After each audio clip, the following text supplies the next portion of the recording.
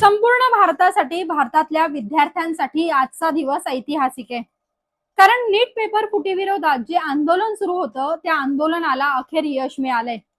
केंद्रीय शिक्षण मंत्री धर्मेंद्र प्रधान यांना अखेर त्यांचा राजीनामा द्यावा लागलाय. मोदी सरकारच्या कार्यकाळातील हा पहिलाच राजीनामा आहे.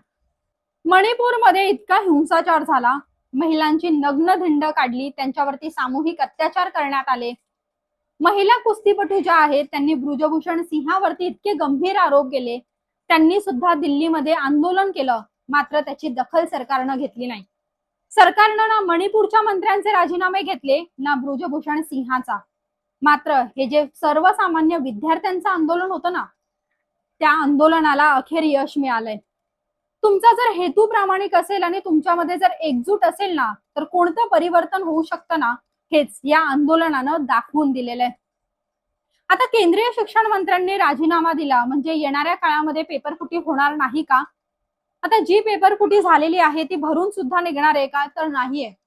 मात्र जी चुकी झालेली आहे तर त्या चुकीची जबाबदारी सरकारनं घ्यायला हवी होती. मात्र सरकारनं काही जणांना अटक केली तर काही जणांची बदली केली. मात्र केंद्रीय शिक्षण मंत्र्यांची ते वारंवार पाठराखण करत होते. आणि यातूनच भारताचे जे सरन्यायाधीश होते त्यांनी तरुणांना कॉक्रोचची उपमा दिली होती. आणि कॉक्रोच जनता पार्टीचा उगम झाला आणि यातूनच या आंदोलनाची धार तीव्र होत गेली. सोनम वांगचुक यांनी अचानक उपोषण सोडल्यामुळे आता केंद्रीय शिक्षण मंत्र्यांचा राजीनामा होणार नाही, विद्यार्थ्यांच्या मागण्या पूर्ण होणार नाहीत अशी शंका उपस्थित केली जात होती. मात्र सीजेपी आंदोलनावर ठाम राहिली, विद्यार्थ्यांवर लाठीमार केला गेला, ते गंभीर जखमी झाले, अनेक हाल अपेष्टा त्यांना सहन कराव्या लागल्या. मात्र अखेर त्यांच्या आंदोलनाचा विजय झालेला आहे. झेन्झीनं केलेल्या या क्रांतीवरती, त्यांच्या ह्या आंदोलनावरती किती टीका केली गेली होती. परदेशातून फंडिंग होतंय, जे सेलिब्रिटी यावरती बोलत होते त्यांना प्रमोशनसाठी पैसे मिळत आहेत असे अनेक आरोप करण्यात आले होते. औरंगजेबाचे फोटो नाचवले जात आहेत, तुकडे तुकडे गँग यामध्ये सहभागी आहे, असे कित्येक आरोप आणि कित्येक सोशल मीडियावरती अफवा पसरवण्यात आल्या होत्या. मात्र हे झेन्झींनी मार खाल्ला, गंभीर जखमी झाले, मात्र ते हटले नाहीत आणि अखेर त्यांच्या या आंदोलनाला यश आलेलं आहे.